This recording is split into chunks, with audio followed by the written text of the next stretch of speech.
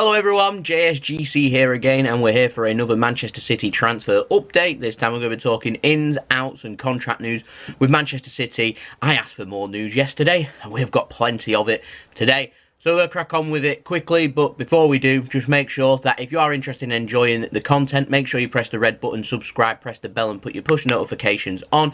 Make sure you leave a big thumbs up if you do enjoy this video, and also you can check out my social media links in description below and popping up on screen. So we're going to crack on with the ins first, and we are going to be talking about Rodri of Atletico Madrid. Now, the Manchester Evening News were reporting this was via a guy called Simon Bajkowski, I hope that's how you say your name, but he's normally quite reliable with Manchester City news. He's saying that City are indeed chasing Rodri, and they've identified Tamguy Ndombele and Marcus Llorente of Real Madrid as other options to Rodri should a move for him fail. Now, the situation that we're in at the moment is that City last year, if you remember, they chased Jorginho, the transfer, and it ended up going on for quite a while. City identified Kovacic and Lamina as other defensive midfield targets, and nothing really materialised. And so it's interesting that City are kind of doing the same again this year with the same position. So I find that quite interesting. So it'll be interesting to see if Chicky has actually learnt his lessons from last summer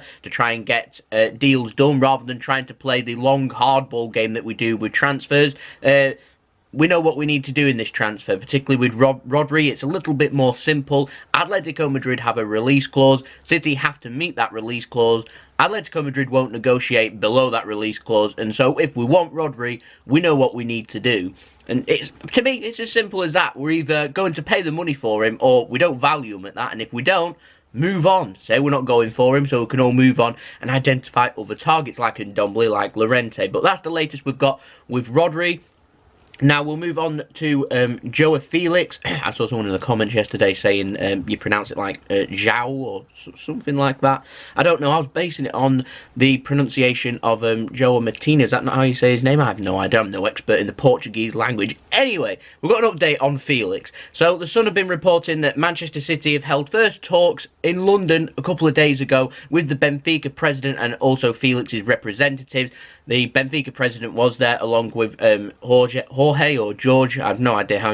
Like I said, I'm no expert on the Portuguese language, but his agent Mendes and Soriano of Manchester City, the CEO, they were all there at a meeting in a hotel. I think it's the Bulgari Hotel, Knightsbridge in London. Apparently, this meeting though was all about price and Manchester City trying to negotiate a price to try and bring Felix to Manchester City. We know that the release clause is 120 million euro. We're looking at roughly around just under 110 million pounds. That's his release clause. Manchester City will not pay that for him.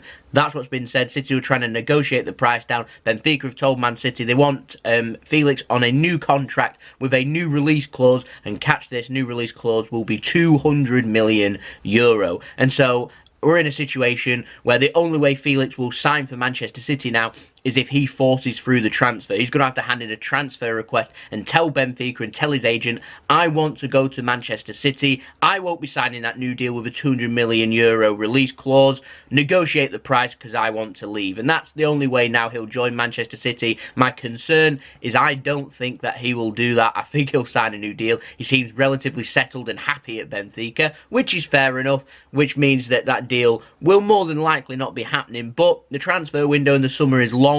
Things change.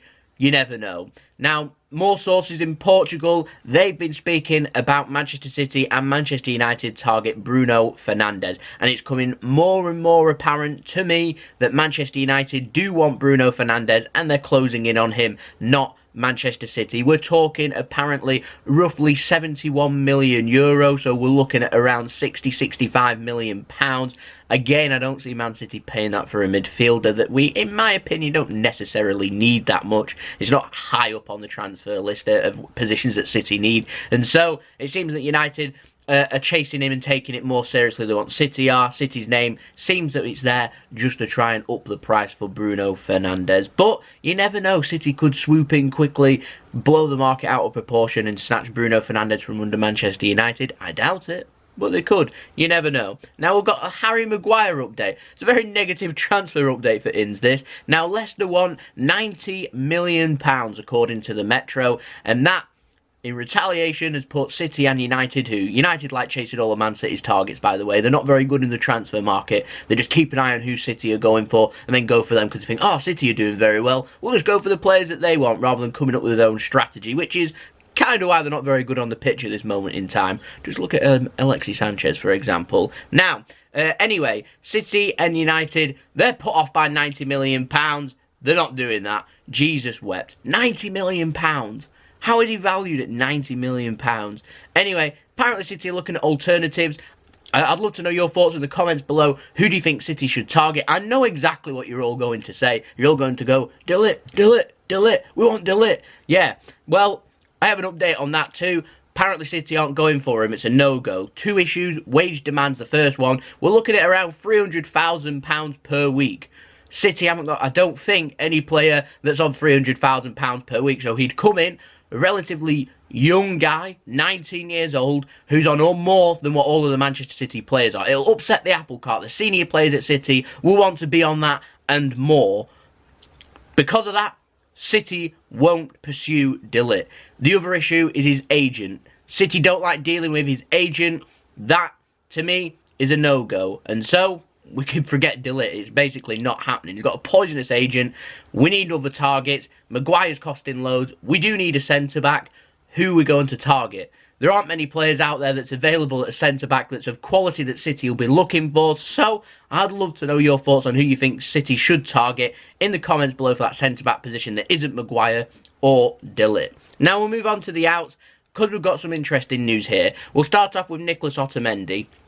Now, Manchester City, they want to speak with Nicolas Otamendi about whether he wants to leave or stay at Manchester City. We know that Atletico Madrid are interested. Valencia's chucked their name out in being interested too. The problem we've got with Vincent Kompany leaving and Otamendi decides to leave too, we've got 2 centre-backs. And Eric Garcia, a kid that's going to be promoted, so we've got 3 centre-backs. Ideally, you're looking at 4 or 5 centre-backs for your squad because you're playing, what, 60 games per season? So we need centre-backs, basically. And there aren't many on the market, and when they are, they cost a lot of money. And so City, they're trying to get Otamendi to stay is the first thing they're trying to do. Now, Otamendi, the whole reason he wanted to leave City is because he wants first-team football. With Kompany leaving, City are confident that there's more opportunities now for first-team football for him and also John Stones. Obviously, we've already got Aymeric Laporte sitting in the centre-back position already.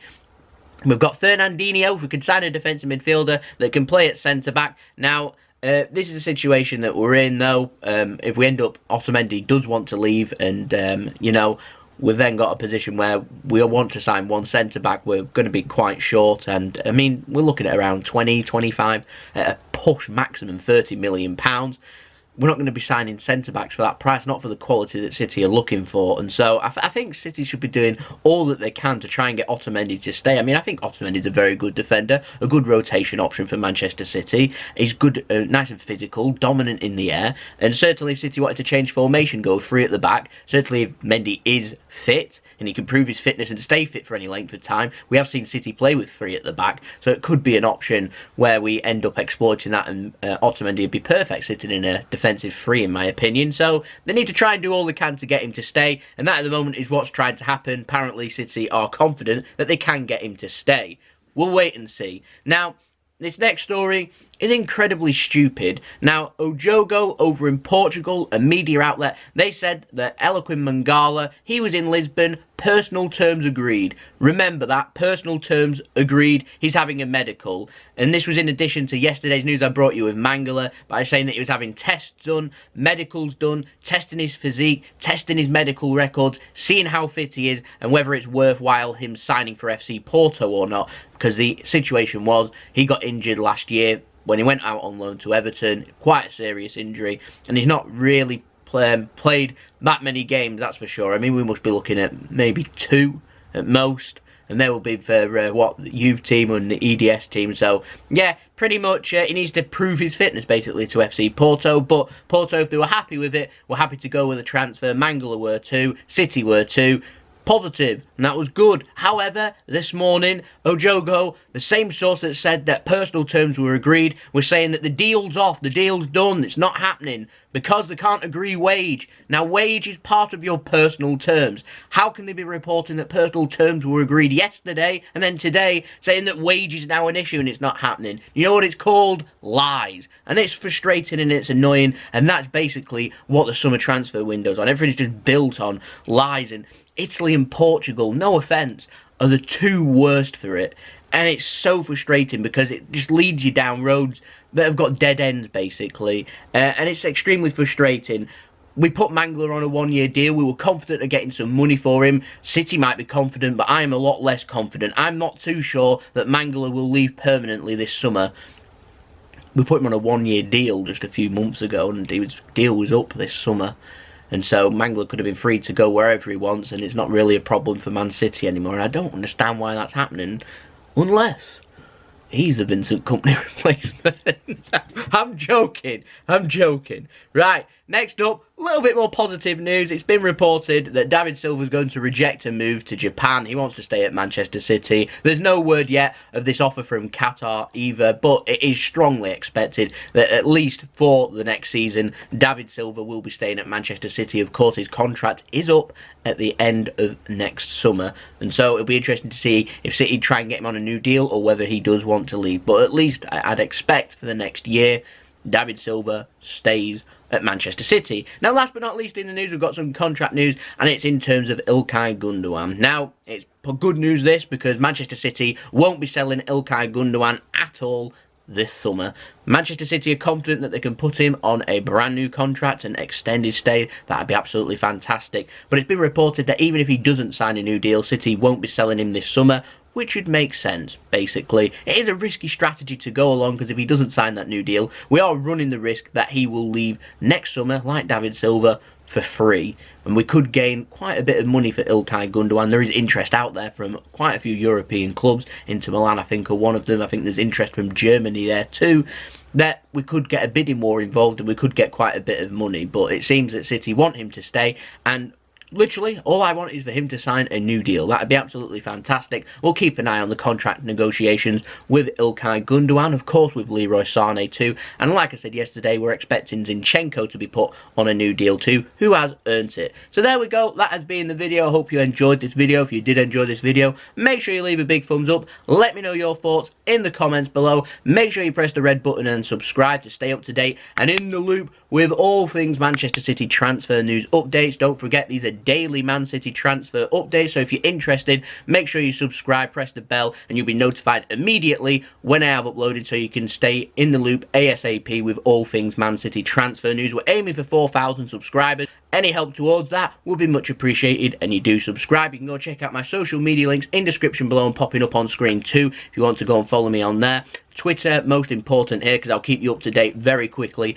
with all things City, with my opinions, and I'll be retweeting sources and things like that, so you can stay up to date, well, basically within minutes of things happening. There we go, that's been the video. I'll see you all again tomorrow for the next transfer update. Hopefully things will be a little bit more positive. I've seen people commenting saying I'm so negative with the transfers and everything. I'm not negative, it's just there's a lot of smoke screen out there and there's a lot of fake news, and it's hard to identify what's genuine. I mean, I thought Bruno Fernandes was genuine, but it turns out it's extremely not genuine. I thought Mangala was genuine, it turns out not genuine. It's very difficult, this.